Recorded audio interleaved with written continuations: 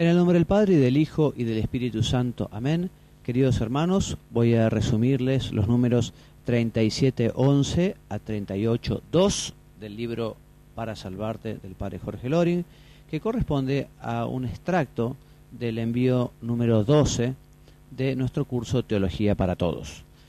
El número 37:11, el Padre Jorge nos habla del ecumenismo y recuerda que la unión justamente con los cristianos que no están unidos a la cabeza, que no están unidos a Pedro, que no están unidos al Papa, se alcanzará en la medida en que todos busquemos ardientemente la verdad.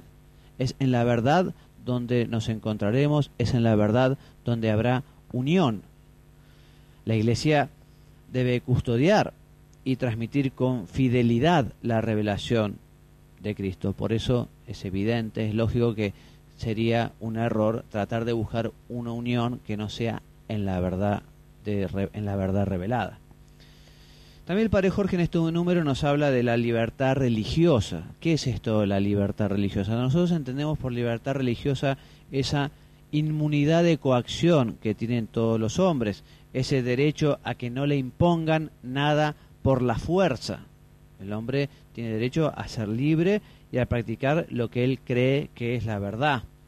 Mientras no altere, evidentemente, el orden público de una nación, el orden público que es esa recta ordenación al bien común, las personas tienen que ser respetadas en su creencia. Ahora bien, junto con ese respeto y con esa libertad, también tenemos que recordar, y lo recoge la Declaración Dignitatis Humanae del Concilio Vaticano II, que todos los hombres están obligados a buscar la verdad. Y una vez encontrado, están obligados a abrazarla y a practicarla. El número 37:12, el Padre Jorge nos dice que en la Iglesia encontraremos todos los medios para la salvación, la plenitud de los medios de la salvación. Y fuera de la Iglesia hay salvación. La Lumen Gentium nos dice claramente, en fin, lo recoge el Concilio Vaticano II, pero esta es pertenece a la tradición de la Iglesia desde siempre. Nos dice que aquellos que ignorando sin culpa el Evangelio de Cristo y su Iglesia, pero que buscan con sincero corazón y se esfuerzan por cumplir con obras la voluntad de Dios, evidentemente alcanzarán la salvación. ¿Y qué es esta afirmación, esta frase que dice fuera de la Iglesia no hay salvación?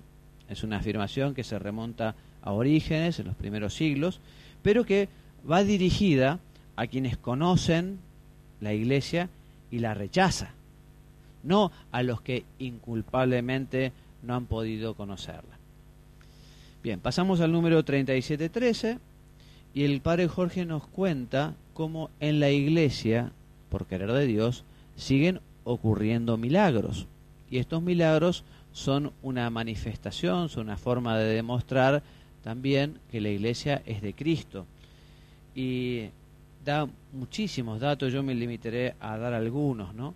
En primer lugar, recoge algunos expedientes de médicos de los tribunales que hay en Lourdes. En Lourdes, en Francia, se han constatado muchísimos milagros, ¿no? Y allí hay más de 3.184 expedientes que muestran curaciones inexplicables. Por ejemplo, la curación de Marie Bailly-Ferrand, que además Alexis Carrel, que fue premio Nobel de Medicina, un escéptico, un ateo, que fue a Lourdes para demostrar que aquello era una falsedad y una mentira. Al final este hombre, viendo el milagro de esta mujer que tenía una peritonitis tuberculosa en el último grado, ya había sido totalmente desahuciada, y Carrel dice, si esta mujer se cura, yo voy a creer. Y este hombre fue coherente, este hombre fue lógico, y efectivamente la curación milagrosa de esta mujer, que él autenticó médicamente, llevó a que este médico famoso, premio Nobel, se convirtiera. También el Padre Jorge nos cuenta también de Lourdes la curación de Jean-Pierre Belly, que tenía esclerosis múltiple y que fue curado instantáneamente.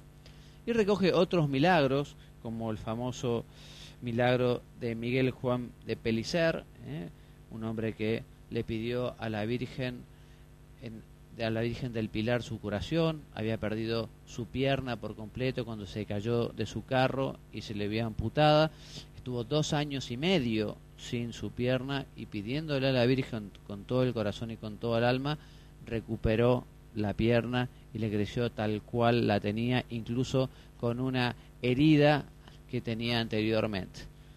También el padre Jorge cuenta el milagro que él consiguió testificar y consiguió toda la documentación de una mujer, Manuela Cortés Colmillo, que perdió completamente la vista cuando explotó un farol de carburo, un candil de carburo, y que rezándole a una imagen peregrina de Fátima alcanzó su curación cuando todos los médicos habían dicho que era imposible, que nunca jamás la recuperaría. También nos habla del milagro de la hermana Remedios Pagant Colonna, que tuvo un tumor de hígado, que fue operada 5 veces, la última la abrieron, la cerraron porque decía que ya se iba a morir, no tenía casi forma de llegar viva hasta Lourdes, pero también en Lourdes esta hermana recibió su corazón. Bien, el número 3714 nos dice el padre Jorge que también confirman que la Iglesia Católica es la verdadera, la gran cantidad de conversiones que hay al catolicismo, ¿no? Dice que en Estados Unidos hay unas 150.000 conversiones al año, y anglicanos y protestantes y judíos que se convierten son innumerables. Vamos a citar algunos.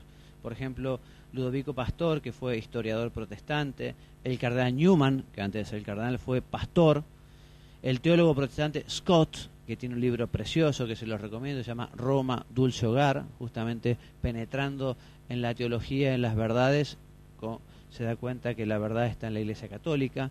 Max Planck también era protestante, Enrique Schlier era exégeta luterano.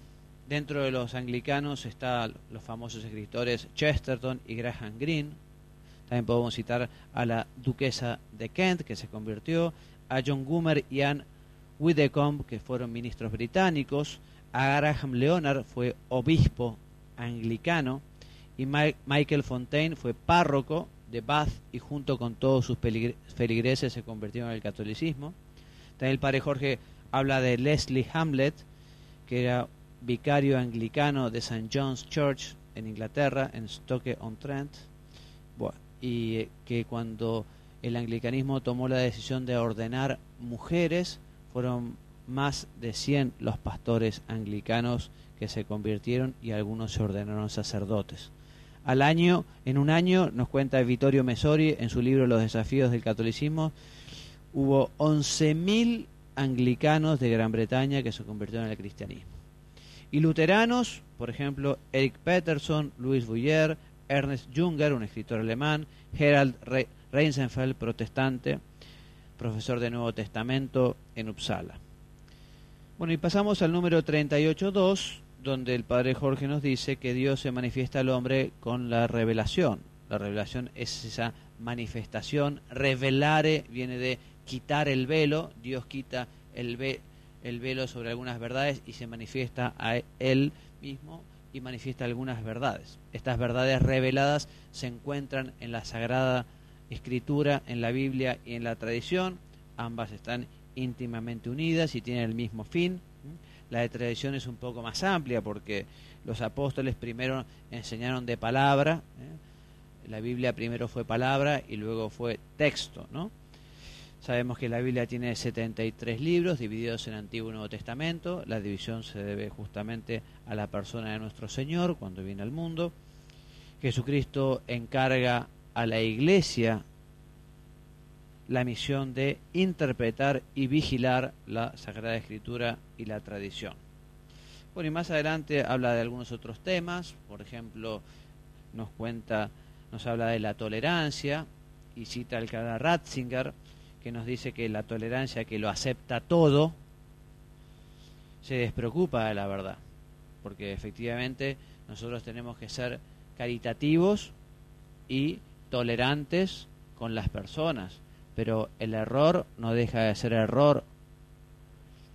Yo puedo tener muchísima caridad con alguien y tratarlo con mucho respeto por la dignidad que se merece, pero no le puedo aceptar que 2 más 2 es 5, ni con toda la amistad del mundo, ni con todo el amor, digamos, el error, en ese sentido, podríamos decir que no tiene derechos.